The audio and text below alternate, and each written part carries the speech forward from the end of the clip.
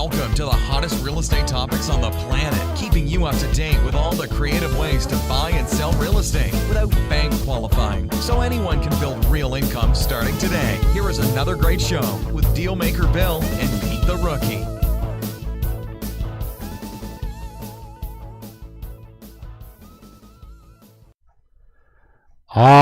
All right. Here we are at another episode of Flipping Houses for Rookies. The guys are teasing me about how I start off the show because I peek out all of Emma's equipment. Got red lines everywhere because I'm screaming into the mic and then I talk real low. And they can't. Needles crashing into the view meters. And they're having trouble editing. Episode number 136, Peter. 136. Today's a special one. It is. Even you're curious. Yeah, so, but what are we doing, Bill? How to make 12 profits from flipping one house. All right, I know you can make 3, but seriously, 12? And I have them listed, and you should listen to this podcast 12. Because I promise you it's a life changer. And Okay. I don't think we've ever done this. No, I mean, I have never heard you explain this anywhere. I mean, I'm actually listening. I don't know anything about 12. So here we go. Here's a description. Finding motivated sellers is an ongoing chore that could be daunting, to say the least. Agreed? Oh, jeez. Seems for most, this is the biggest barrier for replacing income. Agreed? Mm-hmm. If you don't have leads coming in, Eh. yeah. Well, if this is holding you down from some sort of financial freedom, then this is a key podcast for you. Here's why. Because for your exit strategy, you may be too, can't read my own writing, narrow. For your exit strategy, you might be too narrow. Are you getting at least 1 dozen profits or at least more than 1 or 2 from your deals?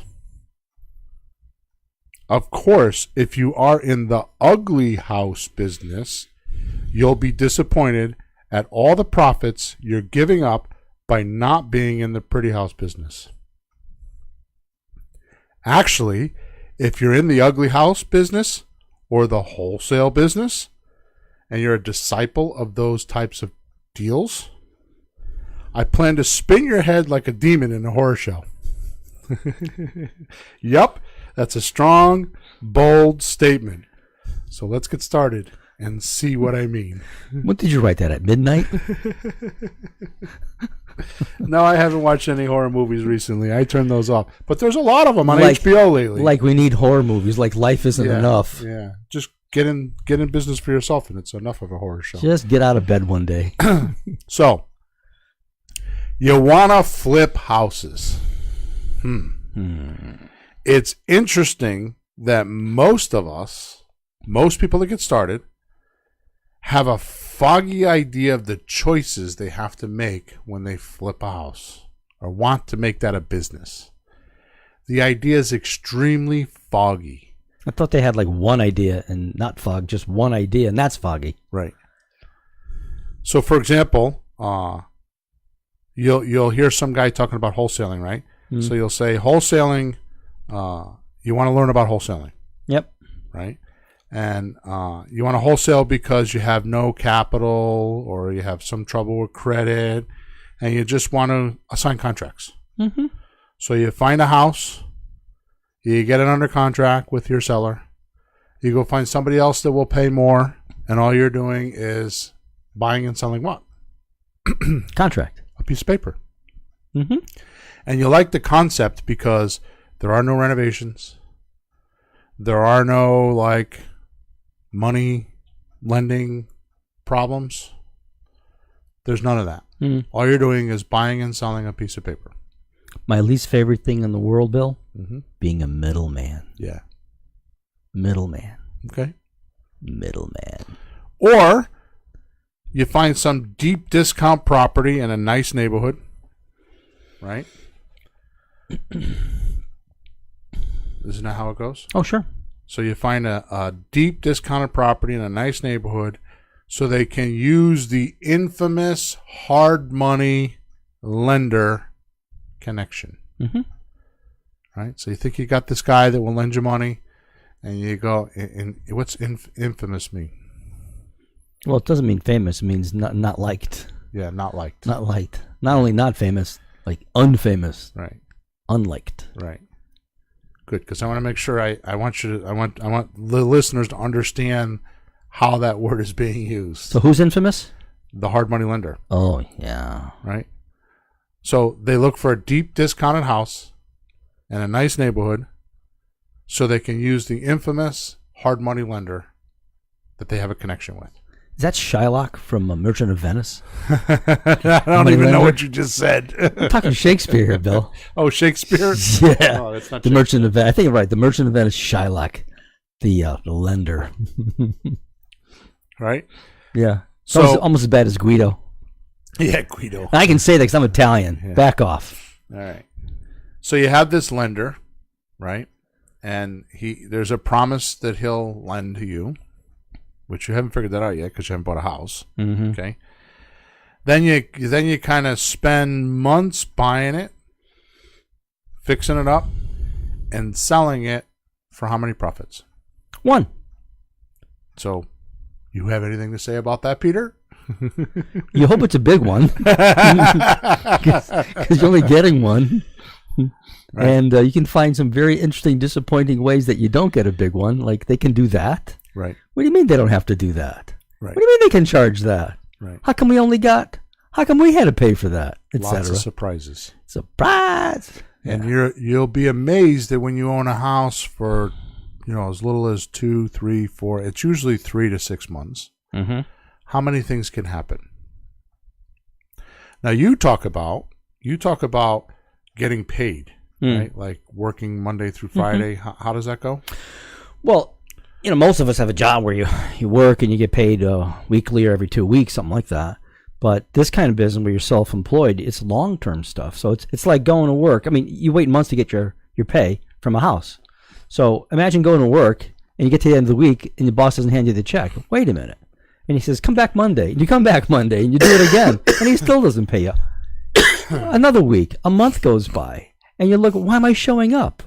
Well, it's too late now. You're not going to get anything if you don't stick around. But like 5-6 months later, you finally get a nice big fat paycheck. But you didn't get one for those months. That's what being self-employed, that's what having a house to flip is like. Because nothing happens until the very, very end. And when you get your buyer, it's still 30 to 45 days before you get anything. Right. Yeah. So I didn't think of doing this till just now. So the patience required, If you make $30,000 and you divide that by 26 weeks, it's $1,153 a week. Yeah. Sure would be nice if someone would pay us that every week while we worked on the job, huh? That's gross. Yeah. No taxes taken out. Yep. No insurance. No 401k money. Nothing. Yep. All right. So this model is the oldest, most common trick in the book. Right? Find a distressed house. Number 1. 2, fix it up. 3, I'm going to do that again. 1, find a distressed house. 2, buy it. I don't think I said that before. 3, fix it up.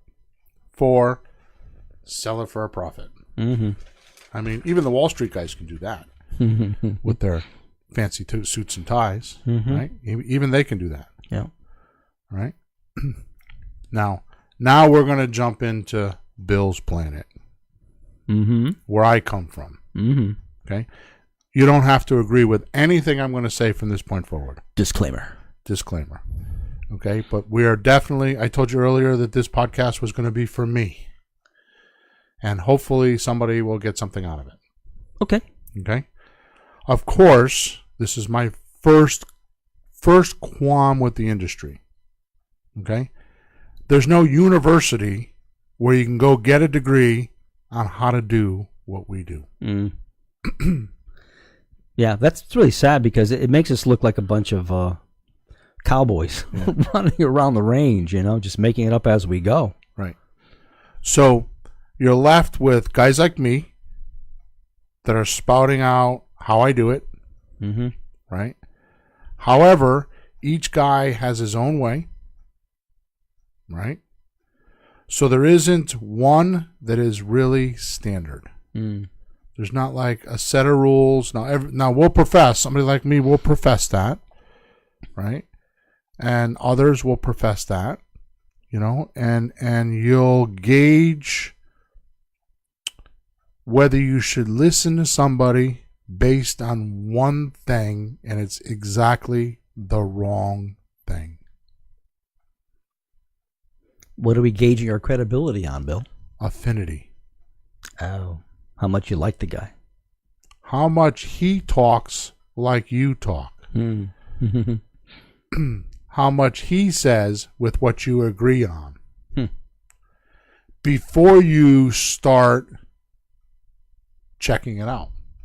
And then what's your due diligence process? So, from my perspective, it would be he's saying what you want to hear. Could be. You want to hear somebody say what you got in your mind. I hope I can find a guy that can do this for me. And he goes, I'll do this for you. Yeah, that's my guy. So Dan Kennedy, who I follow, professes the best way to write copy is this. Get in the conversation they're already having in their head. Mm. So any good speaker, any guru, anybody that wants to do that is going to do what? Study what the conversation is that you're already having in your head. Mm. So do you think it's an accident that he's talking like what you want to hear? Damn. Do you see what I'm saying? Well, yeah. Well, people do that. I mean, I try to, just as a decent person, get an idea what's going on, what you need, how you doing today, and have that conversation. Right. But you're talking about for a monetary purpose. Right. Now, the interesting thing is on my side of the fence, or somebody on this side of the fence that's doing that, Mm-hmm. the unusual scenario is that most, when they get going, don't exactly know what they want.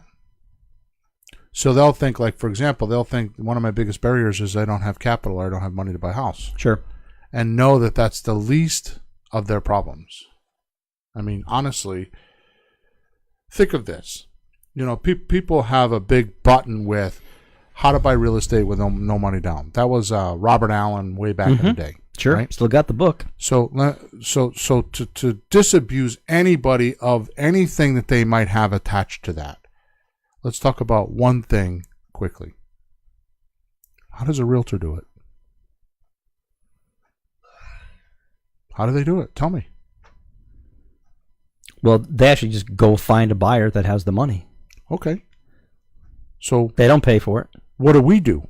We go find a buyer who has the money. That's how you buy real estate with no money down. Well, you're still in the middle. Somebody has to be in the middle connecting the buyer and the seller. You started the show off saying you don't like being the middleman. No, but there's two kinds of middlemen. Okay, There's the here we go. There is. Okay. There's a kind of middleman that's just in the way, just brokering deals that don't need to be brokered because, you can find the seller yourself. And then there's a kind where you do need somebody to help you connect a buyer and a seller. Right. Because there's some problems, there's difficulties, things need to be done. If it needs to be renovated, somebody has to do it. Sellers don't always know how to find the buyers. They don't know how to finance it. They don't know how to do special deals. They don't know how to make arrangements with somebody to do something. Sometimes they don't know that. I have a newsflash. And I should probably do research on this. But I have a newsflash. There is a very large percentage. When I mean large percentage, I mean more than 1 or 2%.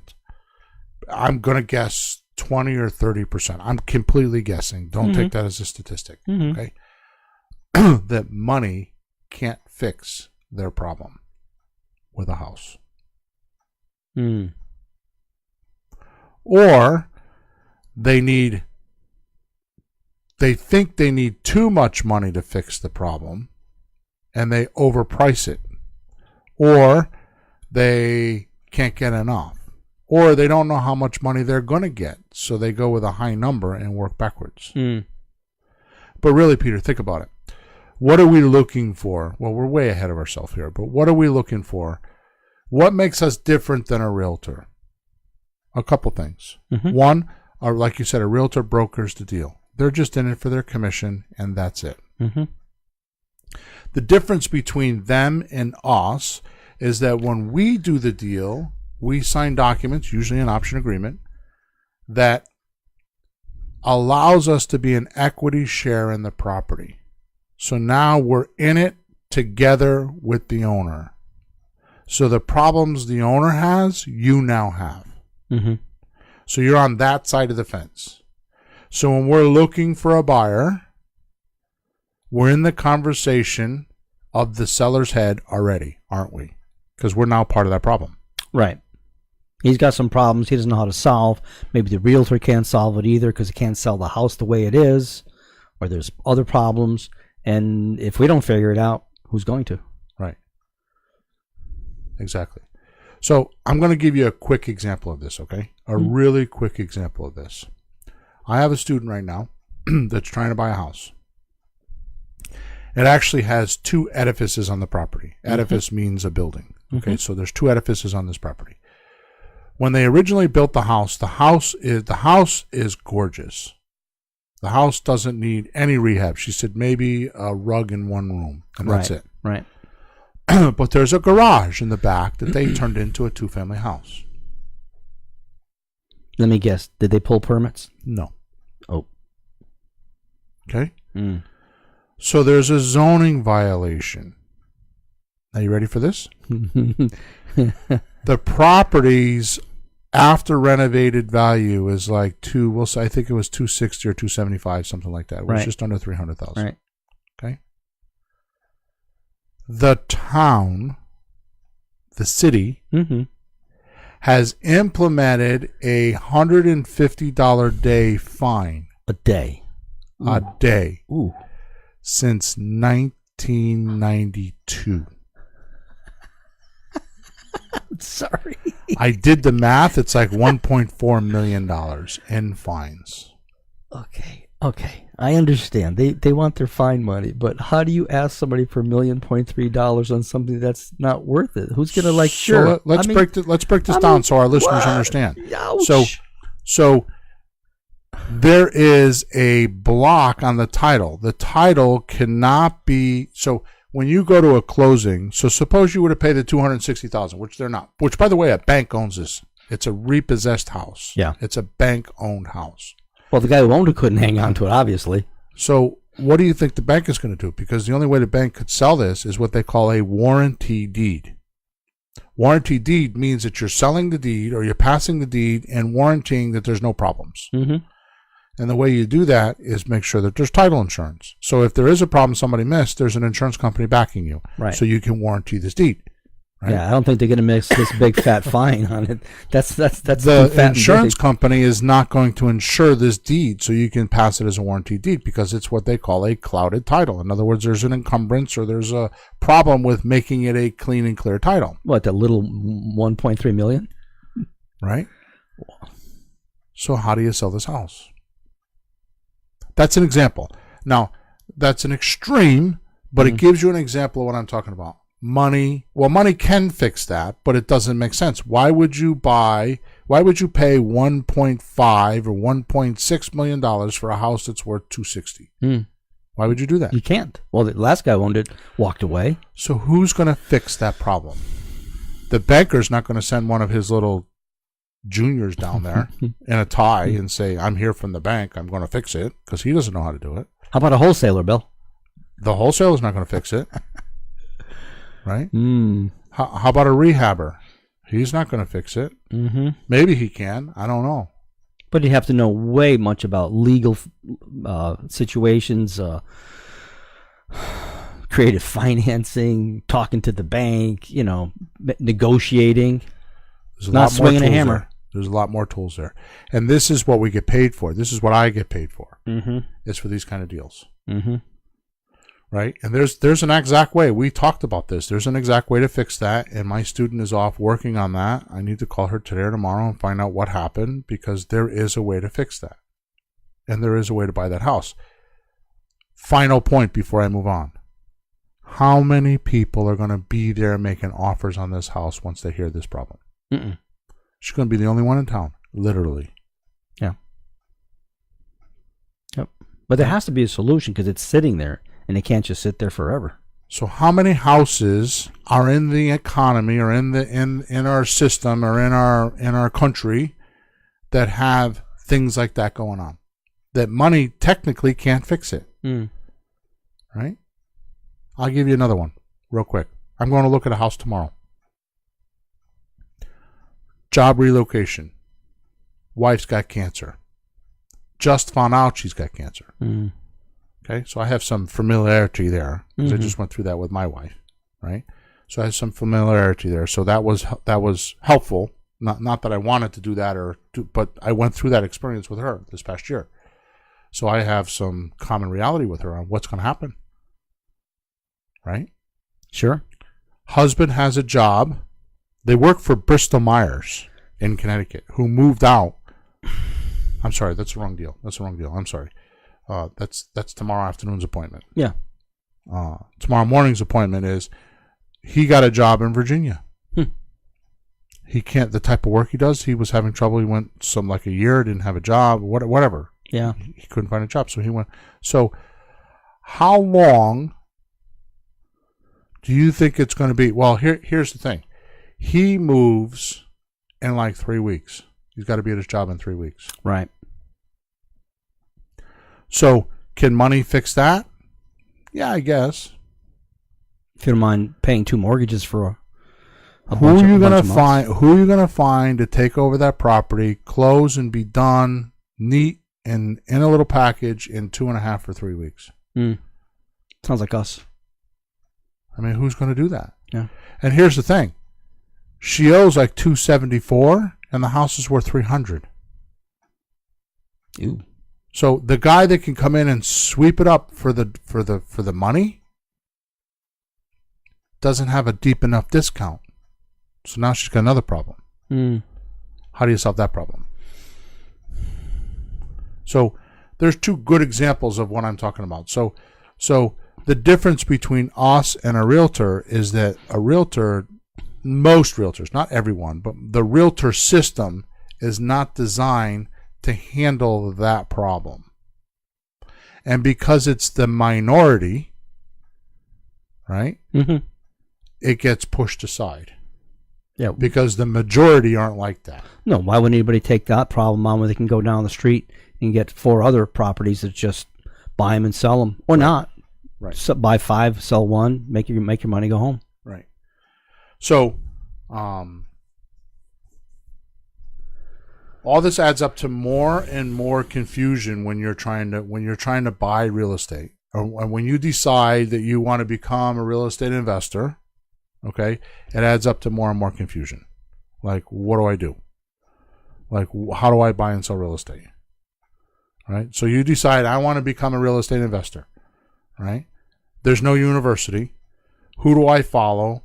What do I do? How do I know? How should I give him money? Shouldn't I give him money? How do you know all those things? Right. And this all adds up to more and more confusion, unless you're a guy like me, which really I just had big balls, and I went off and did it, and that's how I learned. But what happens if you don't have that? What happens if you're a nervous person? You're going to put up, I started off putting up 10 grand for my first time, right? And I started to learn.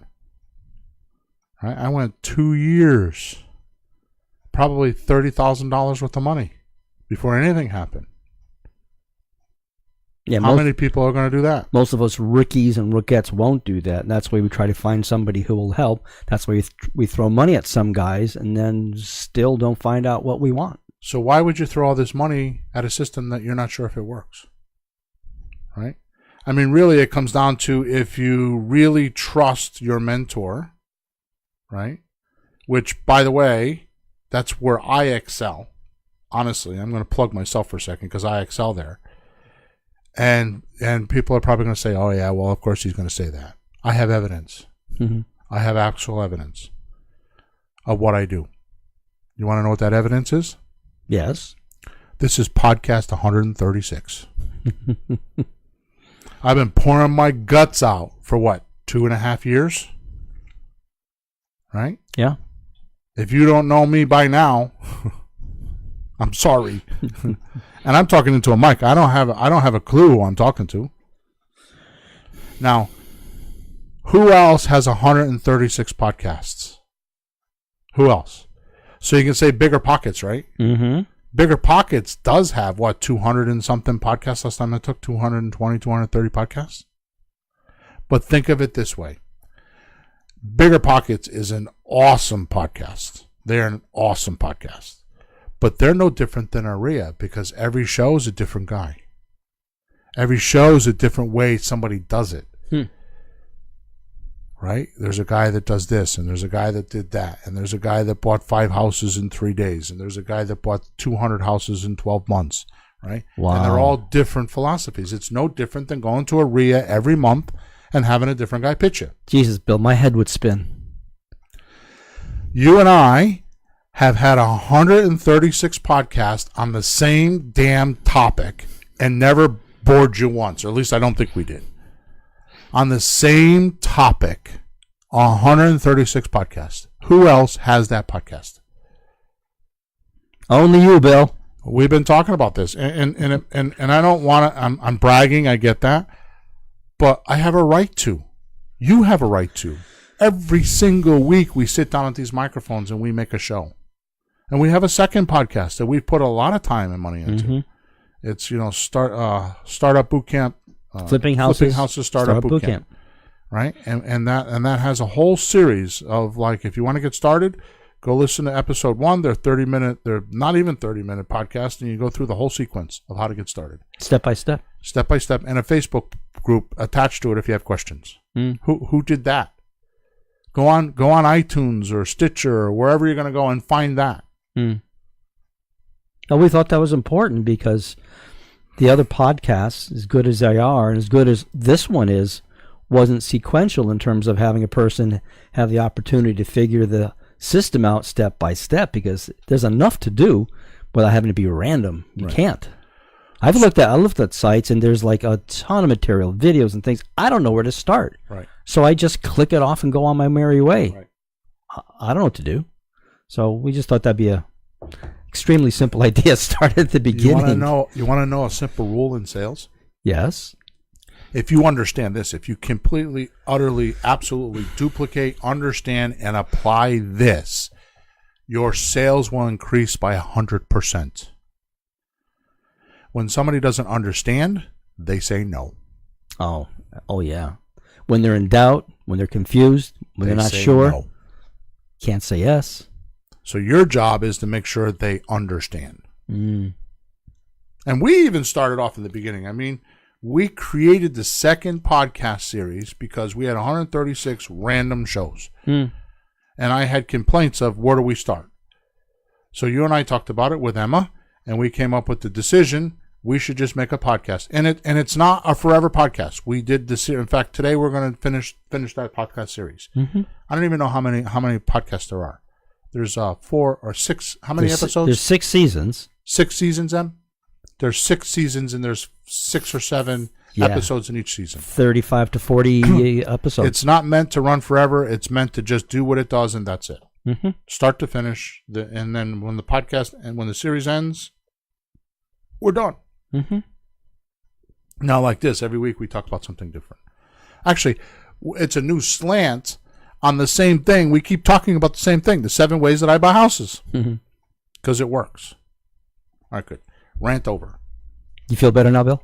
Well, am I wrong? No.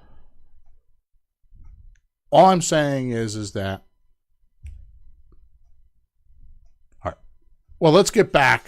Let's get back on track here. Okay. I think. Let me get my thoughts together here. I think the very, very, very, very first decision you need to make when you first decide to buy and sell real estate for income is this. The very first decision. In other words, I think I'd like to be a real estate investor to make money. Okay? Yeah. This should be your very first decision. And I'm going to tell you, You don't hear this from others because it's not sexy. And it won't sell seminar seats. At least I don't think it will. But will it buy houses? It'll get you in business. Okay. So here's the decision. 1, do I want to buy ugly houses and be in the ugly house business? Or 2, do I want to be in the pretty house business? Now, we just talked about the ugly house business. Mm-hmm. Actually, let me confess. We just bashed the ugly house business. We didn't talk about it. We bashed it. Do I do ugly houses, Peter? When they come up. Yep, because they make money. Cash is cash. Mm-hmm. But I'm picky about what I do. I'm not out there looking to make a living on just ugly houses. Okay? So what I want to do now for the rest of the show, which, oh, look at that. Coincidentally, we're halfway through the show. 30 minutes in. Okay. The whole second half of this show, I am going to go into a complete, utter, absolute sales pitch to convince the listeners why they should be in the pretty house business. Okay? Anything to do with the 12 profit centers? And that's where it comes in.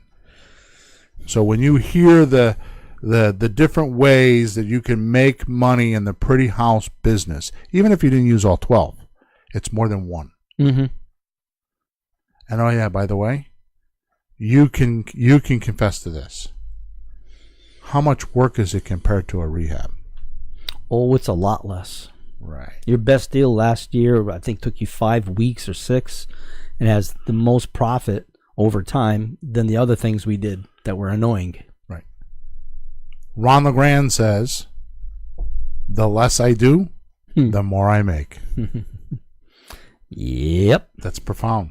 It sounds simple, but it's profound. Listen to the man. The less I do, the more I make. He has T-shirts that he passes out in seminars that says that. Well, he says he'll do like maybe a rehab, but then he'll do several other pretty house deals. Then he'll do a rehab. But honestly, if you get a house that's a complete disaster, you have to do a rehab or don't do it at all. Right. But if it's a nice house, a reasonable house, you don't have to renovate it. You can use it as is. Right. So the first thing I want to introduce to our listeners is, if you are entertaining what to do, ugly houses or pretty houses, you should use this very simple but effective formula before we start on the 12 profits. This is where it comes from. This is, well, why don't you tell people what the word axiom means? Well, an axiom is it's a truth or a law that it's obvious. You don't have to explain it to people, but sometimes it takes a while to notice them. It took hundreds of years to somebody to figure out that there's this thing called gravity. Right. They say, well, things fall. No, it's gravity. It actually means things pull together, not that things fall. But there's things that you can see in the world that are just a truth, and it just is. So an axiom to me is something that doesn't need to be explained. Mm-hmm. It's a law that doesn't need to be explained, because demonstration every time proves that it'll happen. Right, but sometimes you have to point it out or demonstrate it, because it's so obvious. Sometimes you completely miss it. Right. And that's the crazy thing about it. You don't have to make excuses. You don't have to sell it. You don't have to pitch it. It just is. You point out to something and you go, "Oh yeah, gee, I hadn't thought about that." This is an axiom in the real estate business. You ready? Ready. Money now, money monthly, money later. If you use those 3 questions on everything you do, you will soon realize your income will change. Because if you have money now, if you have money monthly, and you have money later, you have a big fat deal. Rehabs are money now.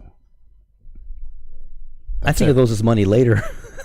Money later, then. That's fine. Either way. I mean, the now comes later, but it's one shot. I have to profess that I don't think you and I have done a deal this way, because I know that you're very meticulous with money. You pay attention to money a lot more than I do sometimes. You keep a lot of attention on money.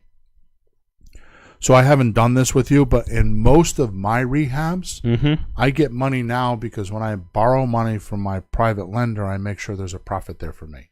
Sure, you pull enough out, you can use some now. Doesn't hurt the deal.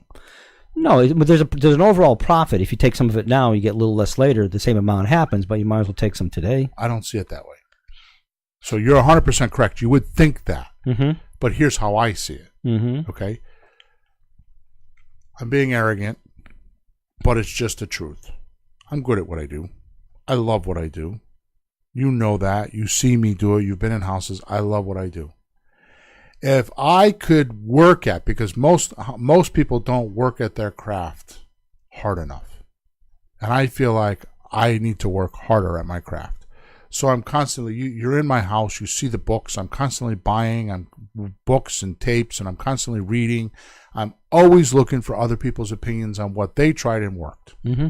That's why I read, because I want to get other people's opinions on what they tried and worked.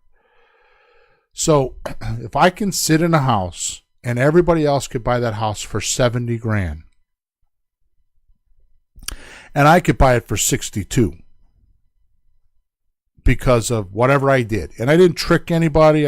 It's not slick salesmanship. It's not any of that. It's just knowing what to do.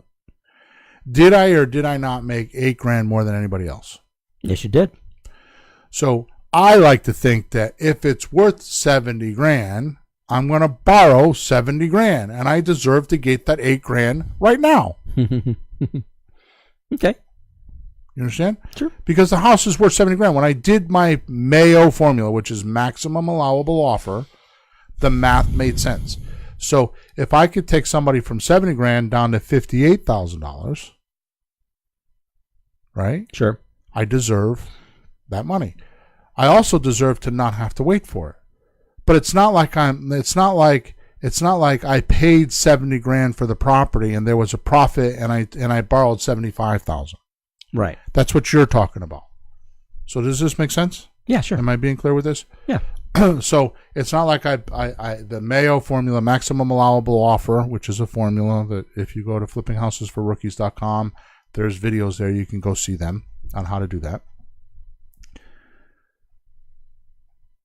I don't add on to it. What I do is I work at buying the house. And it might be like I'll make promises that nobody else is making promises for. Mm. I'll do things that nobody else can do for them, and they will pay me to do that because I was able to find out what's really bothering them. And they'll pay me an extra $8,000 to do that for them. Yeah. Because I went above and beyond what most people do when they're doing their pre-qualifying and when they're doing research and discovery with the person and what's needed and wanted. Because I take to heart the formula that we use, which is find and talk to and communicate to a motivated seller, tell them what you do, find out what's needed and wanted, and then give it to them. Mm-hmm. And I take that to heart.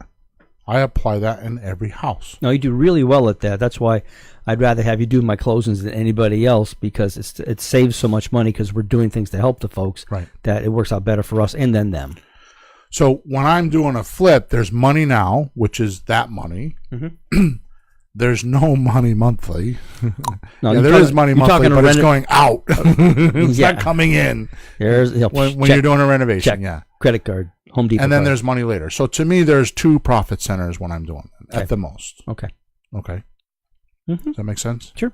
So we keep talking about ugly houses because I think that's what people want. So let's get down to the 12 ways to profit from one house. Number 1. The first couple are going to be obvious. Number 1, the non-refundable deposit, which is the money now. Mm-hmm. Okay. It's common to get at least 5% and often closer to 10% of the purchase price from your buyer, your tenant buyer, mm-hmm, as a deposit or your money now. Mm-hmm. Okay. You'd be surprised at how many people have colorful pasts and don't qualify for a mortgage, but have piles of cash. Mm.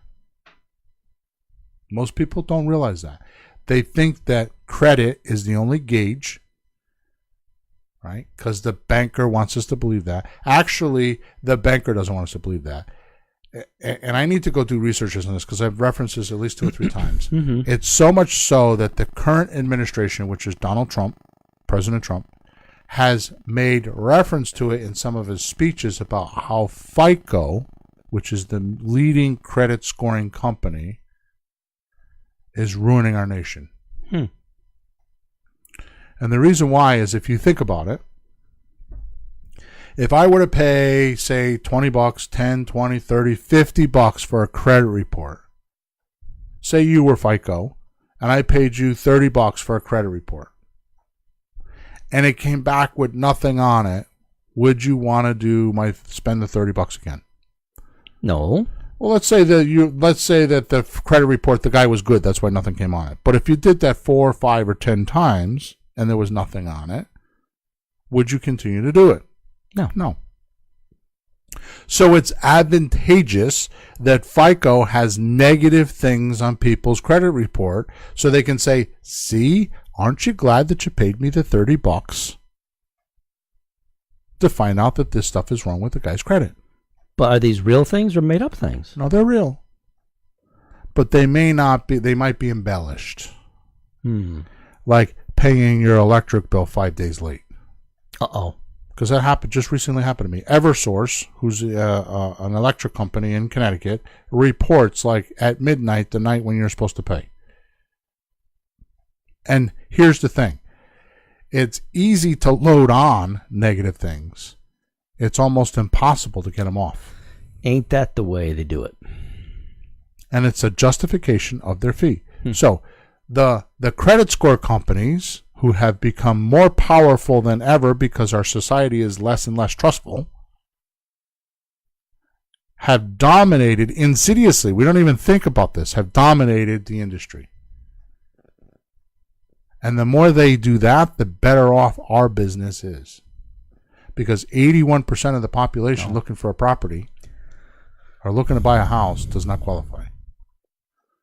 So the more they push that number up, the more we can buy and sell pretty houses.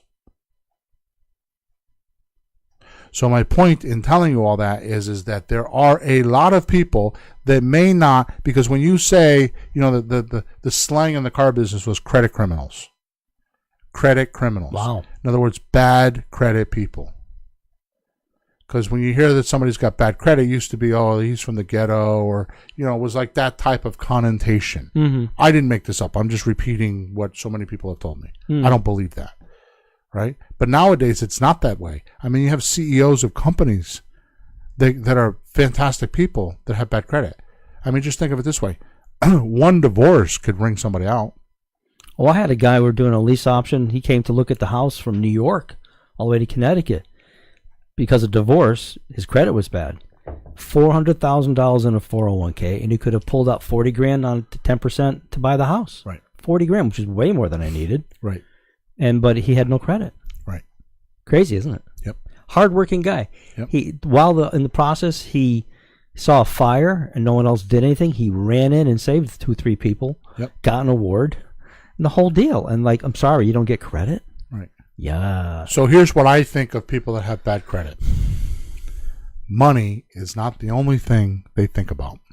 And they're probably a little bit sloppy with their administration, or taking care of their affairs. Does it mean that they're not hardworking? Does it mean that they don't have a pile of cash in a safe somewhere? No. It's just a guy that is more interested in his passion or living life than counting his pennies. And there's a lot of people like that. Yep. He's a good guy. Isn't he? Oh, he is. That one. So the first thing we need to talk about before we move on is the non-refundable deposit, which, by the way, these deals usually happen within 30 days. That's the buy to sell. Once you get the deed in your name, or you acquire the property with a lease option, then within 30 days, as long as it's a pretty house, you got a buyer, you get this money. There's no reason why you can't get at least $3,000 or $4,000 or $5,000 on any deal. I don't care what kind, even a slot deal. Which, if you've never heard what a slot deal is, go to flippinghousesforrookies.com/free stuff, and there's videos there to explain it. Right. Can I say the word? Can I say what it means? Yeah. Sandwich, lease, option, transfer. Right. Okay. So you can always do them within 30 days. The trick of our business, the hub of our business, the backbone of our business is the option agreement. That's where the seller signs a document saying they're allowing us to be an equity share. And then we now have the ability to go sell that property without a license. But I was thinking the other day, I actually have 2 licenses. You got a fishing license? Oh, actually 3. I forgot about that. Driver's I got a license? driver's license, a marriage license, and a fishing license. Oh, you don't have a contractor's something or other? I have a contractor's license, 4 of them. 4, see? Yeah. Do I hear 5? No realtor license. I forgot about that. Fishing license. Okay? So that's where so what happens is when you give somebody money towards an option agreement, the United States law says that it is a non-refundable deposit. Mm-hmm. So if they renege, then you get to keep the money. Right. Okay? So our seller keeps the whole $100 we gave him. Right. And our buyer, we get to keep the $10,000. Mm-hmm. So an option is a promise to pay in the future in writing. Right. So it's like I promise to pay you $200,000 within 24 months. And I had the first, I lock it up now so I can't, so the seller can't sell to somebody else. Mm-hmm. Or they can, but they have to, there's a protocol to doing it. Yeah. Right? And it's in writing. So you need to pay $3,000, $4,000, $5,000, $10,000 to buy that right. Sure. And that's the money you're keeping. Sure. Somebody says, I'll buy your house in 2 years. Okay. If I have to wait 2 years, you got to give me something. Right. So use the option. He hands you $3,000, $4,000, $5,000, $10,000. I'm not going to just wait. And say, I changed my mind. And you're like holding the bag. No, you have to have some skin in the game. Right. So that's the deposit. It's only fair. So that's number 1. Number 1 is the non-refundable deposit. Number 2, because your buyer has to use our financing that deals with barriers that disqualifies him for other financing or other loans, these buyers rarely question the price that they have to pay and will buy at a premium because they know they can't do it anywhere else. Mm-hmm. Which, by the way, is how we're able to offer our sellers top price when buying the house and no money or credit from us. Because the buyer will pay a premium price, we'll pass it on to our seller. Right. So we'll pay a premium price. Will we take a little bit for ourselves? Of course. Right. And it's not even unfair to the buyer because they're in a situation, they're renting. Without this opportunity, they'll rent forever and they'll spend far more than the little extra they have to pay toward the house to get out of the jam. That's exactly right. And otherwise I wouldn't do it if I felt it was just gouging somebody. Yep. But they're stuck and the wife is unhappy, the kids are unhappy. They're paying anyways. They're paying like crazy. So this way they pay a little more, a little longer, and then boom, they got the house, and then everything calms down. There's a payday at the end. Yeah, and the bills go down. Even they get to pay a little less per month. So wait a minute. Let's stop the show. Stop the show. Hold your horses. What does the realtor do? Wait 6 months and hope he sells it. They write an agreement with the seller, and they tell them, "Oh yeah, we'll bring in the money later." Mm-hmm. The difference is that while the seller's holding the property, he's paying for all the expenses. When we do it, we're paying for all those expenses. We're paying the mortgage payment, we're paying the insurance, we're paying the maintenance, we're paying the taxes, we're paying for all of it as we go. Mm-hmm. Now, yeah, it may not happen within 6 months, but wouldn't it be better if you had a property like I got one now? It's been for sale, $2,000 a month. It's been for sale for 8 months. How much is that? 16 grand. 16 grand. So isn't it worth waiting a little bit longer to keep that 16 grand? Sure. On top of, I'm going to give you more than what the realtor can pay anyways, because if the realtor is going to sell for you, there's a 12 to 15% cost to sell. So by the time I get it all done, I'll guarantee you that you're probably saving on a $200,000 house, you're saving 30 or 40 grand with me. So is it worth waiting 24 months or 36 months for 30 or 40 grand? Hell yeah. For most people, yes. Yeah, you get the guy that's completely strapped and he needs the money right now and he's got big troubles. But for the guy who can wait, people actually like to buy houses and make investments where they wait to make money. Right. So if you already have it in your possession, if you can wait with what you have instead of selling it today, then you make your money by waiting. Right. All right. So let me just cover this because this will be a question. When I say a premium price, what do I mean by a premium price? When you're selling a house, what's a premium price? So I have found in most cases you can get between 5 and 10% higher price for a house than what other houses in the market are selling for. Mm-hmm. This is with pretty houses. Yeah. Okay. And not only do I get 5 or 10% more for the house, but because people are buying the financing, not the house, because that's what they're buying is the financing. It just so happens that the house is a bonus that it's pretty and it's in the right neighborhood near a school that they want to be in. That's a bonus. They're buying the opportunity through the financing to get a house. They're buying the financing, yes. Right. And because they're buying the financing and that's the main benefit, I have a line of people usually, or at least I have more than one person that is willing to purchase this price at a 5 or 10% premium price. So it's not like I'm selling and I'm looking for the needle in a haystack. It's not the case. I'm looking for 81% of the buyers out there looking for a house. 81% of them is my opportunity. Not like the realtor who looks for the 19%. They can pay for it now. Yep. So 5 to 10% is the premium I'm talking about. Can we go higher than that? I mean, I've paid as much as 30% more for a house if the terms are right. Because what's my saying? I'll pay your price if I get to pick the terms. Mm-hmm. Because there is a way, no matter what, to buy a house for any price and still make money. Okay, now you can't go 100% over. Actually, you could if you were clever. And young enough. And young enough, yeah. All right, number 3. Mm-hmm.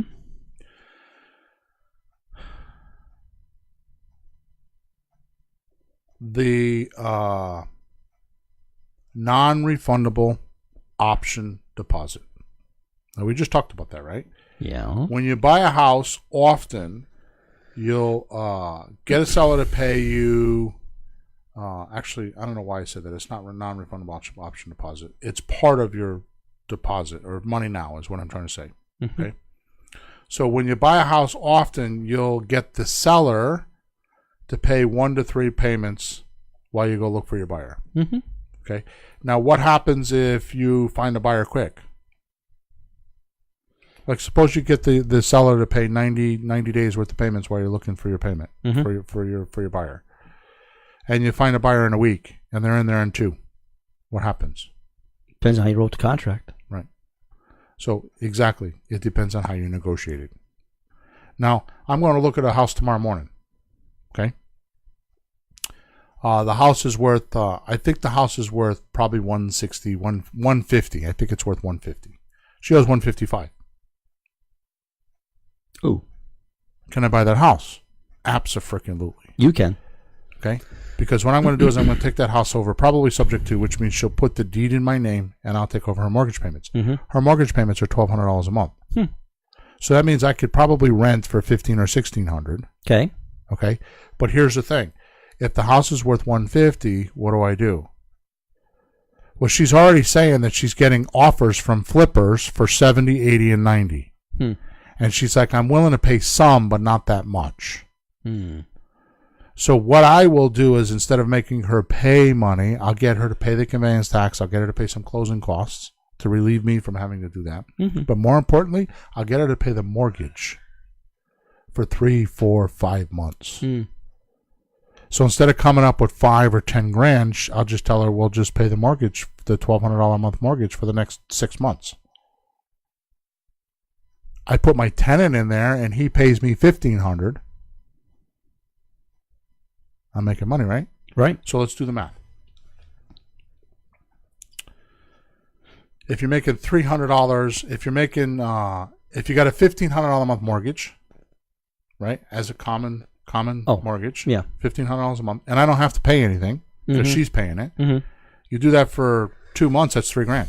Yeah. Do that for 3 months. It's $4,500. Sure. So, isn't that a profit center? Absolutely. Right? So all it is flapping your lips in the house. So in this particular deal that I'm talking about, so that's 3 months, I make $4,500. If I get her to pay 6 months, I just made 10 grand, didn't I? Yeah.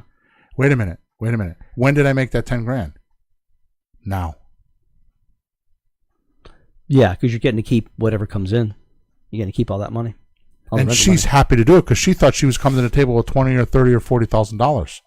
Right. Because she's getting offers of $80,000, $90,000 for the house. She owes $155,000.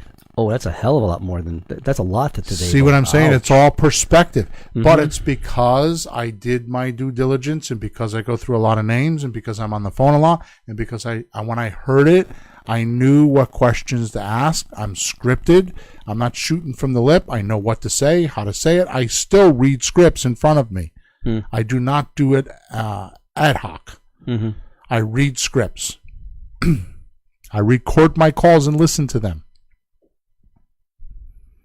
And I knew what to say. Now, I haven't bought the house, but that's what's in my mind when I go there. Yeah. That's a profit center. Mm-hmm. Okay. Does that happen on every deal? No. The house I bought in the house I just bought in Bristol that I'm selling right now. You know, I felt bad for the people. You know, they're divorced. They're I mean, the guy helped me fix the house. He's a plumber. Yeah. I mean, he's a nice guy. So the deal I made with him is you pay the first payment because the mortgage payments are always behind anyways, right? When you first buy a house, it's 30 to 45 days before you make your first payment. Mm-hmm. So you're always behind, right? So they got to pay the first payment. And I told them if I get somebody in there and they pay me, then you don't pay the second. But if not, you got to pay the second. So that gives me 60 days to go market the house. Right. Right. So it all depends on what you say. Mm-hmm. Okay. Make sense? Well, it sounds like you're doing what's fair. Exactly. Okay. You get all That's the why numbers. I've been doing it for 15 years and have a few hundred deals. Mm-hmm. Number 4. We got to move along here. My watch is wrong. Number 4, monthly cash flow. Sure. Monthly cash flow from the rent-to-own person, which, by the way, rent-to-own is exactly the same language as lease options. It's just easier to use, but it's the same language. So rent-to-own and lease option are the same exact thing. It's just our consumers understand rent-to-own more often. Of course, there's a lot of connotations, lease options, a lot of terminology there and definitions, but it's what it is. So there's not a lot to talk about here. We talked about the two or three ones are going to take a lot of time. As we go through these, they get easier to talk about because they're self-explanatory. So I aim for $300 to $500 per deal. Cash flow? Right. Mm-hmm. That's above and beyond all my bills, all my reserves, all that kind of stuff. Mm-hmm. Okay. So let's just do this. So if I make $300 and I got a 24-month term, which I don't do anything less than that, that's $7,200. Right. If I make $300 and I go 36 years, which is 3 years, 36 months, 3 years, that's 10,800. Mm-hmm. $10,800. Mm-hmm. I make $300 times 48 months, which is 4 years. That's 14,100. Okay. Sure. $300 times 60 months, 18,000. So when we use the formula, money now, money monthly, money later, and we have a deal that somebody's going to give us the deed to for nothing, we pay a few $100s in filing fees, because if you do it the way I do it, that's what you pay. And there's a trick to that, which I'm not going to tell you today. Okay, you have to go to my course, How to Buy Real Estate Without a Loan, and figure that one out, because I'm not going to tell you today. That's a hook, and I'm doing that intentionally. Sorry. You'll realize that when somebody gives you a house and it's pretty, and all you have to do is the marketing, like the deal that I have right now, right, that I was just talking about. Mm-hmm. She owes $155, it's worth $150. So I don't have any equity, but I have cash flow. Right. So if I made $300 a month and I held this house for 5 years and it was trouble-free, it's set it and forget it, because that's usually how they are if you do it correctly, that's $18,000 I made. Just in cash flow. Mm-hmm. Plus, by the way, I'm not going to sell it for 150. I'm probably going to sell it for 160 or 165, right? Maybe 170, right? Yeah. You see? Yeah. But just the cash flow alone. So I'm going to get $10,000 down. Plus, I'm going to make. So if I get $10,000 down, I make $28,000 on this deal, and I set it and forget it. Right? Sure. Number 5, repairs. It's a profit center. Cheese bill. Cheese bill. Repair sounds like an expense. Really, seriously. Explain this one. So when we sell houses this way, the tenant buyer pays for the repairs, the upkeep, and the improvements. I've had many houses. I had a house one time in Naugatuck where I sold the guy a house. 13 months later or 18 months later, I forgot what the months were, gave the house back to me. Spent $30,000 in the basement, refinishing the basement. They were Argentinians. Did the work themselves. 25 or 30 grand. Made the basement completely awesome. Permitted and everything. And walked away. You can't take it with you. Can't take it with you. Right? So I want to clarify something, because one of the things that I think turns people off about our system is they think that they don't want to be a landlord. So this one factor is a huge reason why my program, or why this program works. When you're selling to somebody, we're not landlords. What we are instead is like the intermediate bank. So it's like the seller's giving us financing and the buyer's getting financing. So we're like managing things in between until the deal could get consummated. So the seller's willing to wait for their money at a premium price. So we pay top dollar, while we pay all the expenses, all the maintenance, all the repairs, and we pass that on to our tenant buyer. Okay? Yeah, understood. The tenant buyer pays the monthly. The tenant buyer cuts the grass, plows the driveway. He owns the house. He looks at us as the banker and not the tenant. Not the landlord. Sure. We don't have a tenant-landlord relationship because we didn't set it up that way. We set it up that you're lucky that I'm financing this house for you. Here's what you need to do to keep me excited about doing this deal. And when you do that, your tenant buyers will do all of the above. Okay?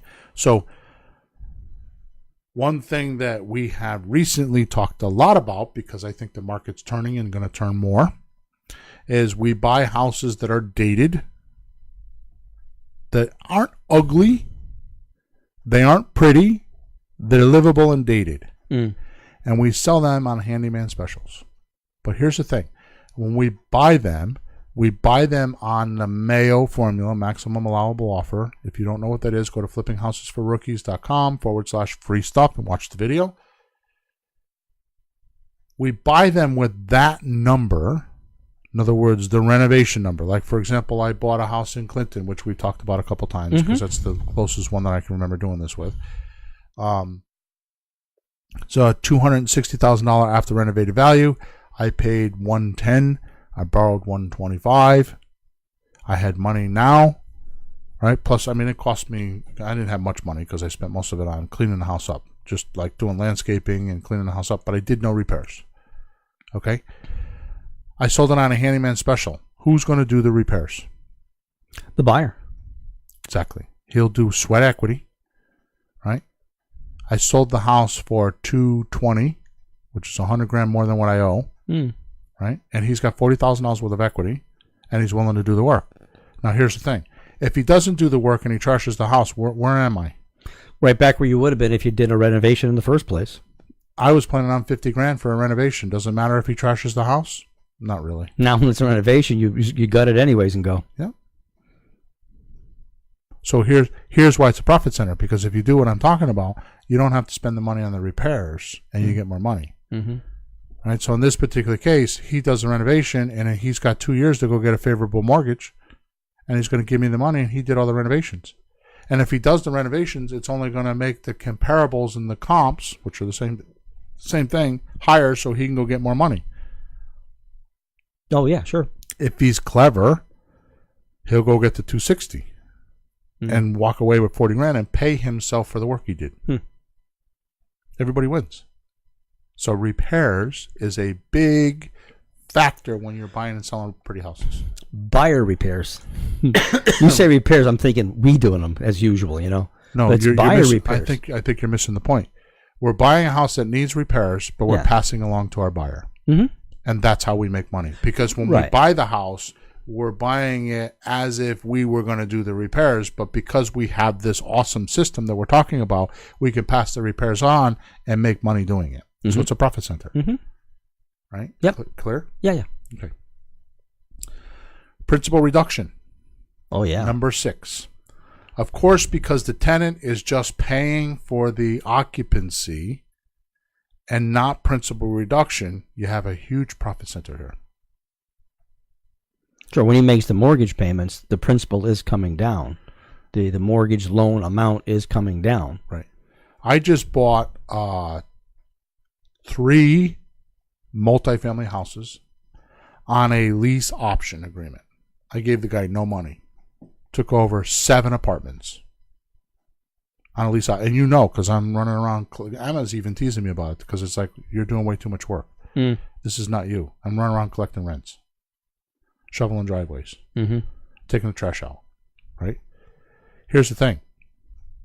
When I wrote the lease document, I made him provide me with the payoff amount as of the lease agreement. Because I put in the lease document that I get the principal reduction from this date forward.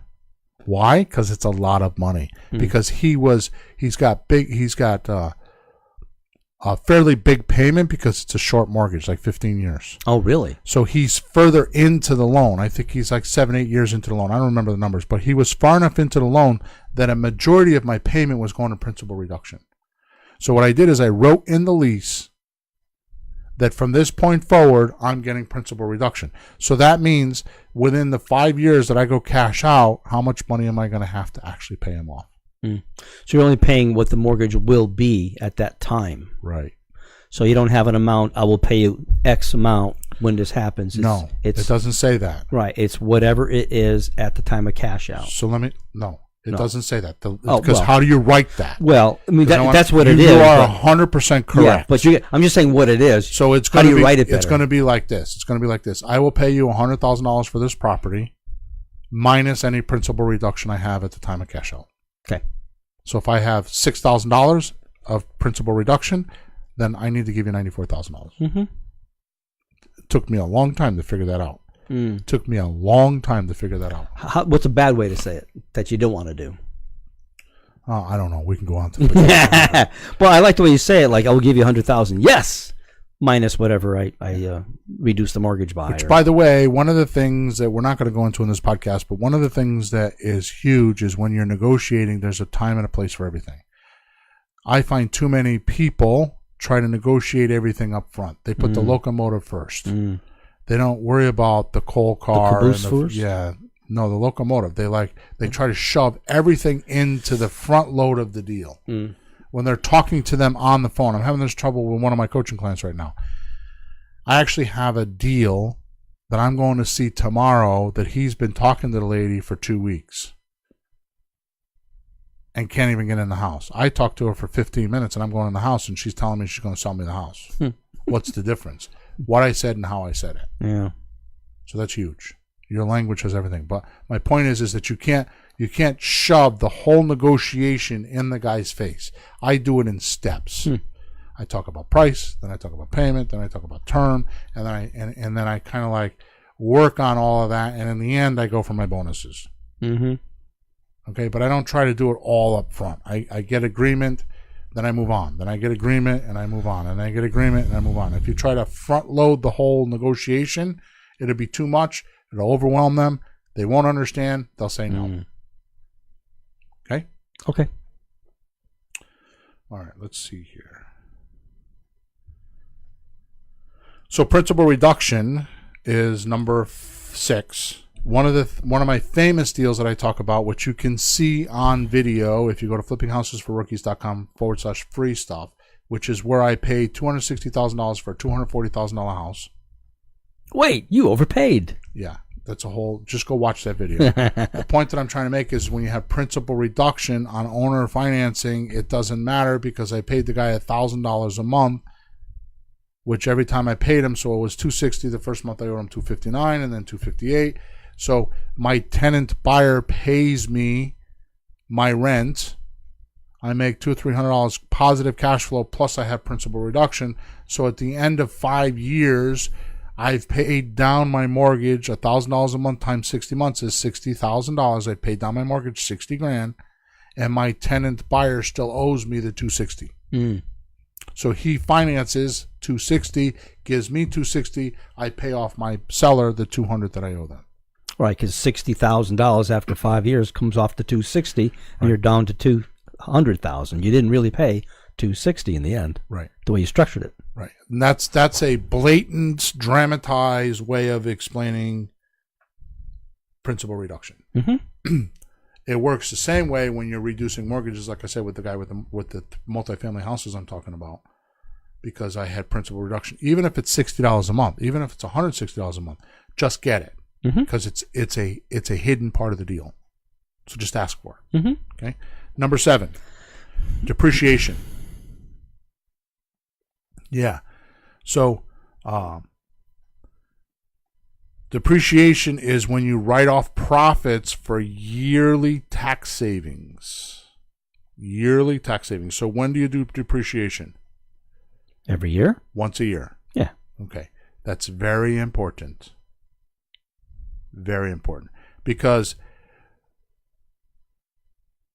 we own more than 12 months.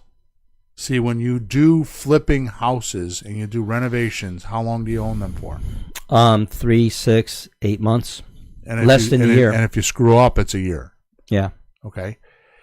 Most people don't realize, and I'm don't hold me to these numbers, but it's pretty close. Capital gains on a flip is like 38%.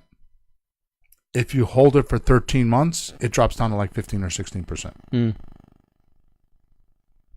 That's a big difference. Yeah, I wish our 11.5-month project went 12.5. Right. Just because of that. Right. You know. So depreciation is a great write-off. So because we're not flipping, right? So you make $30,000, right? Let's do the math. You make $30,000 on a rehab. 30,000 times, we'll say 38%. It's 11.4. Mm-hmm. Okay. Now you take that same $30,000, which, by the way, this is not going to be correct, and I'm going to talk about that in a minute, and you multiply that by 16%, and it's $4,800. Okay. It's a big difference. So now what I say, 11.4 minus 4,800 is $6,600. Nobody talks about that profit center because it's not sexy. I like it. Well, these houses we're holding for at least 2 years, but more like 5, Right. 4, 7, 10. Right. Yeah. Okay. I got owner financing on my condo, $400 a month principal reduction, and 10 years. Yep. So, the capital gains tax is almost half. I talked about that. This is a big deal once you start doing deals. Mm-hmm. You start doing more than 1 or 2 deals a year. This is a big factor, depreciation. Mm-hmm. Okay. All right. So number 8, appreciation. Right.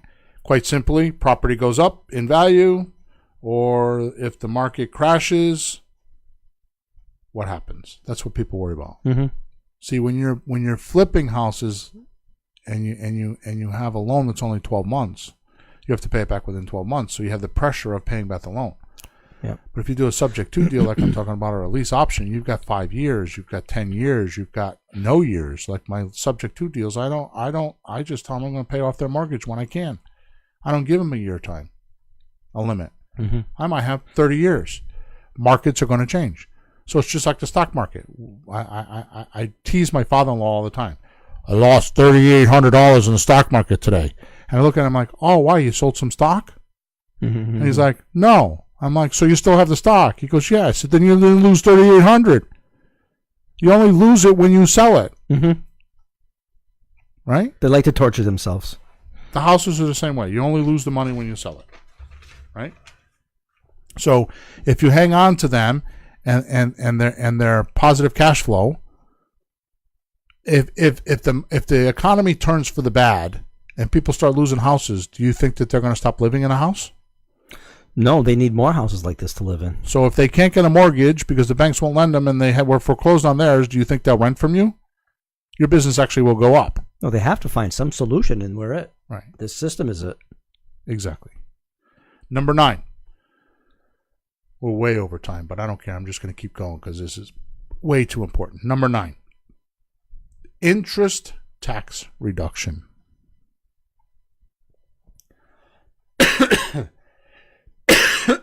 What's interest tax? Interest tax reduction. Oh, yeah. So when you pay mortgage interest, that's a tax deduction. Sure. So you pay your hard money lender. Let's say you borrow, we'll say $150,000, right? And you do times 12%. That's $18,000. Let's suppose that he charges you $150,000 times 3%, which are the points. That's another $4,500. So $4,500 plus $18,000. You paid $22,500 to borrow that money. Sounds like a lot of money, doesn't it? But the deal was pretty fat, and you made $30,000. Yeah. Here's the thing: that $22,500 is a tax deduction. Yeah, interest on property. So just like your house, right? that's a profit center. Yeah, your house. If you're paying a mortgage, Yeah. on your house, your accountant should be giving you a deduction on your interest. Right? That's a profit center. It's an Agreed? expense, so you get a credit for it. Yep. So that's an additional savings that will cost you thousands. I mean, it'll save you thousands of dollars sometimes. Okay. Thank you, Uncle Sam. You got to give us something once in a while. Yeah. All right. Number 10. So let me just catch up here.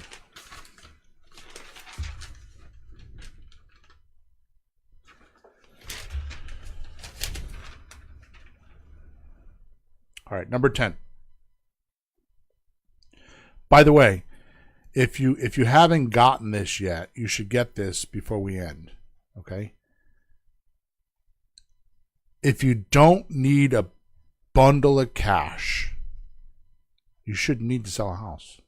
The only time you sell a house is if you need a bundle of cash to handle some emergency or some problem. You're better off to keep them. You make money. Because of all the things that we're talking about. The more you keep it, the more money you make. Yep. Number 10, an additional deposit. Often, I have found 1 out of 3 will cash you out. 1 out of 3 of your buyers will actually cash you out. On the rent to own. On the rent to own. Right? So when the first leaves, because we used an option and it was non-refundable deposit, you get to keep the deposit. For example, I had a house I was talking about on a coaching call the other night on Hertford Turnpike in North Haven. The guy gave me $20,000 for a deposit on a $300,000 house, which, by the way, wasn't that much money. Okay. Oh, imagine what you'd have to give to a bank if you went for a conventional mortgage. There'd be $30,000 minimum. Right? Probably $60,000. Yeah. On a conventional 20% down. Sure. He gave me $20,000. Unbeknownst to me, he was Asian and got a mail order bride who at about 8 or 10 months in thought she was hearing ghosts in the house and decided she's going back to Asia. I never heard the ghost part of that story. Sorry. And she left. What did he do? He left. He moved his stuff out and called me up and said, I'm out. I'm done. Thank you very much. Gee, Bill, what do you do now? You lost your tenant. So I put another person in there, and they gave me, I think, $10,800, like $11,000. Mm-hmm. And they stayed for, I think, 7 or 8 years and ended up buying the house. So I got 30 grand of profit because 1 out of 3 of them will actually cash you out. Mm. So the second deposit, which, by the way, let this be a lesson. I know it's the end of the show, and we're way over, actually. But let this be a lesson. My life drastically changed when I realized this. When I realized I could make more money on the defaults than the actual deals is when my life changed, because all of a sudden my attention went off of what happens if he doesn't pay me, because your attention goes where energies flow and results show. Mm-hmm. So if I have attention on what if they don't pay me, what's going to happen every month? Someone's not going to pay you. Right. Where if I say, I hope somebody doesn't pay me this month, what's going to happen? Everybody's going to pay. Yeah.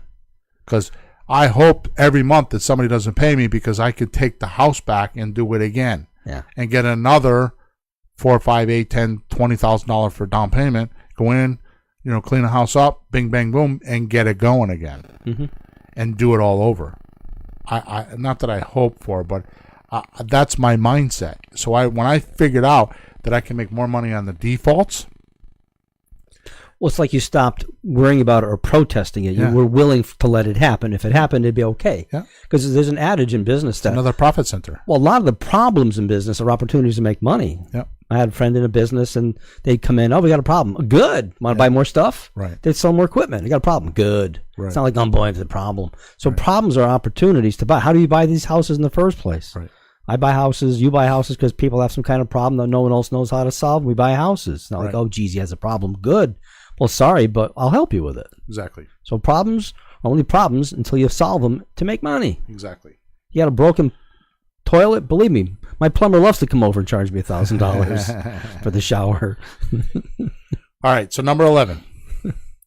Escrow account refunds. Here's one. When you buy the way that we buy, in other words, you take over mortgage payments, or you have, banks that are already collecting the taxes and already collecting the insurance, so your PITI, principal, interest, taxes, and insurance is all paid in your payment. It's all inclusive. Mm-hmm. Well, that's held in the escrow account until the payments need to be doled out. What you don't realize is that when the seller did the closing, they had to upfront the tax money, so the escrow money is always ahead of what the taxes really are. Mm-hmm. In other words, they don't say, pay me till June and then we'll have enough money. So if you're going to pay from January to June, and then they pay the taxes, we'll say in July, mm-hmm. the mortgage company already has that money in escrow. Mm-hmm. You're paying from actually July to December, so they're always ahead. Okay. Because if you don't pay, who does? No, they get stuck with it. So the seller, when they originally bought the house, they still charge you. Right. So when they originally bought the house, prepaid some insurance. Yep. So the escrow money is there to pay for the next insurance bill. And taxes. I'm sorry, tax bill and tax bill. Yeah. So here's the point. When you close and you don't have the next tax bill, mm-hmm. then what do you get back? The escrow money sitting there. How much did we just get? $2,800. And change. Cha-ching. It was almost $2,900. Yeah. $2,868 or something. Mm-hmm. So we did a closing because we bought a house subject to, which is getting the deed. If you don't know what that is, go to flippinghousesforrookies.com/free stuff, and I'll explain to you in a video. Okay. We bought a house subject to, took over the mortgage payments. The seller deeded the house to us. We proceeded to do a renovation for a very long time, and then sold the house. And a month later, 3 or 4 weeks later, we got a check in the mail for $2,800 and change for an escrow payment. Right, because we had been paying the mortgage payments, so everything comes here. Right. Whew. How are we doing so far? I'm getting tired. 12. And this is one that I don't talk about publicly because it's actually can be construed as not fair, but honestly, it's not when it happens. Mm-hmm. Okay, so it's note discounts. Right. So let's say I buy a house for $150,000. Let's say the house is worth $200,000. 80% of that, which is my subject to number, 80% loan to value ratio is $160. So that means I could pay up to $160 for that house. Well, if the owner owes $120 and needs money, what do I do? So often, say he wants $20,000, what I'll do is I'll write a note in second position for the $20,000. So when I sell, he gets his $20,000. Yeah, so he doesn't need it right away, but he wants a profit. Okay. So that means I add the 120 and the 20 together. I paid 140. We'll say as an example. Okay. Here's the thing: that 140 has terms in that particular case. Like I'll write a note. Sometimes I'll just do it ad infinitum. In other words, I'll pay when I can. But a lot of times people don't want that. They want some delineation of when the note's going to be paid. So what I'll do is I'll say 5 years, 3 years, 8 years, 7 years, whatever.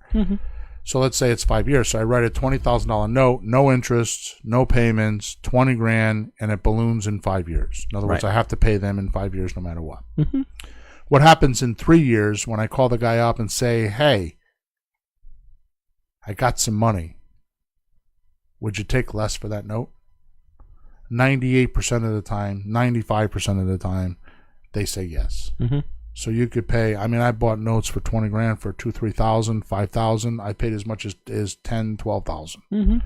But you get a discount when you pay early, because the money. What is it saying? A bird in the hand is better than two in the bush. I thought it was a hamburger today. I'll pay you on Tuesday. Yeah, that's Popeye. Yeah, but the concept is, would you wait 5 years for $30,000, or would you take less if I handed it to you right now? Right. And it's just like it's a bonus if you get it now, because who knows what will happen? You might croak before that happens. You might croak. Somebody might, it's just something might happen. So a bird in the hand. Yeah. Money now, even less, is better than maybe. And that's a huge profit center, because I've taken notes from $75,000 down to $30,000, $40,000. I did one time not too long ago. I took a $75,000 note. I had it negotiated for $38,000. Lawyers got involved, and I ended up paying $48,000. But that's a lot less than $72,000. Yeah. So that made $25,000 profit. So you got this deal that we're talking about where we made $18,000 over 5 years, and then you add another $30,000 to it. Well, now what just happened?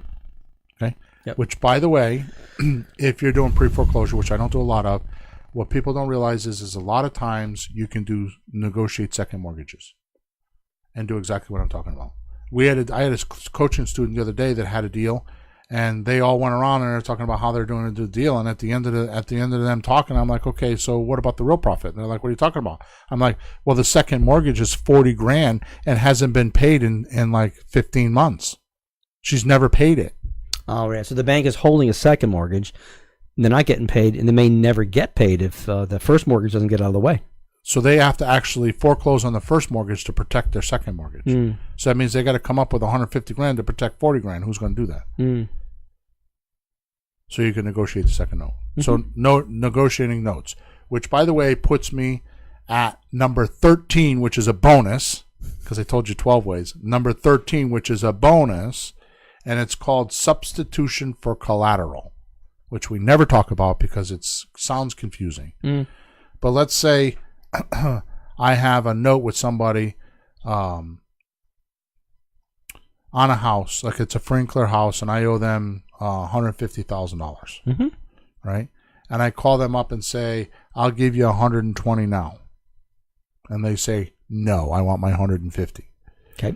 So I have a closing and I'm going to get my $150. What I do is I ask them, would you like to reinvest it on another property that's worth more than your house?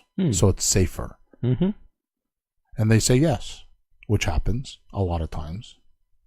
You now just, when you do that closing, you now just took in $150,000. Now you have $150,000 to go buy another house. You have a built-in private money lender automatically. Yeah. Right? Or let's say the other guy we're talking about, the $20,000 note, which is in second position, you can call him up and say, I'll give you $5, $10, $20, $8, $10, $12,000. And he's like, no, I don't need the money. I'll wait for the 20. Would you be willing to do a substitution of collateral? Now you just got yourself $20,000 to go buy a subject to house or put on a down payment on another house, because you closed on the original house and you took you substituted the collateral from one house to another house and built in another profit center. Mm-hmm. Amazing. Yeah. That's a bonus. Okay. Thanks for the bonus, Bill. Yeah. So the last thing, and I know that we're way into the show. What does it say? 129. Oh my God, an hour and a half. I think this is as long as we ever went. But I think it was worth it. Okay? The transcribing guy is going to nail me for this one. So here's the deal. How do you find these deals? Mm-hmm. How do you find these people? Well, that's the reason why I created a course called Attracting Motivated Sellers. And if you're listening to this podcast, I did this 3 weeks ago and we did it and we stopped, but I'm going to do it again. So if you're listening to the show and you want to find out how to attract motivated sellers, the people that we're talking about, then you can listen to my course. Normally that course is $97. I've been running a special that you can buy it for 62% off, which is $37. Okay. Plus, when I did the actual event, at the end of the day, I offered a package with a bunch of documents in it for $197. For the same $37, I'm going to include that bonus. And that includes, and I'm only going to name off a couple of them because there's about, how many are on there? 20? 25. Yeah. Okay, so there's... That's not included in that. That's an extra purchase. Those on the back. No, it's included in the $37. Okay. Emma's looking at me. I've been giving it to people. She doesn't know it. So the workshop, PowerPoint presentation, the prospect suspect form we use, the prospect suspect form phone script. I actually have a script for the prospect suspect form. Additional questions. So if you don't know what to do, I give you additional questions to ask. Right? A pre-qualifying prospect suspect form checklist. A cost to sell worksheet. This is the only place I have it, unless you buy my $500 course. Mm. Right? I give you... That's worth it alone, Bill. Yeah. I give you examples of my handwritten letters that I use for my direct mail. I give you examples of flyers, bandit signs, business cards. I give you a sell a house free report, incoming call phone script. I give you a credibility pack, which is what we leave with our buyers. Sorry, with our sellers, not our buyers. And then I have a bunch of ebooks and an optional inbound phone script worksheet. And that's only probably half of the stuff that I'm going to give you. And I'll give all that to you for $37. What you need to do is go to flippinghousesforrookies.com. When you get to the page, the top right-hand side, click on courses, and you'll click on the one that says Attracting Motivated Sellers. And when you get there, there's a discount button or coupon code button, and you have to type in there podcast 136. So type in podcast 136. And you'll get the discount for listening to this podcast. So I might have taken an hour and a half of your time, but I'm repaying it back in spades right now because these 12 or 13 profit centers that we're talking about are huge, and there's no reason in the world for you to flip a house and work really hard when you can do these other things that we're talking about and deal with the pretty house business. So I've made my pitch on why you should be in the pretty house business, and hopefully you agree with me and you make your decision that you will be a pretty house specialist. We're over and out.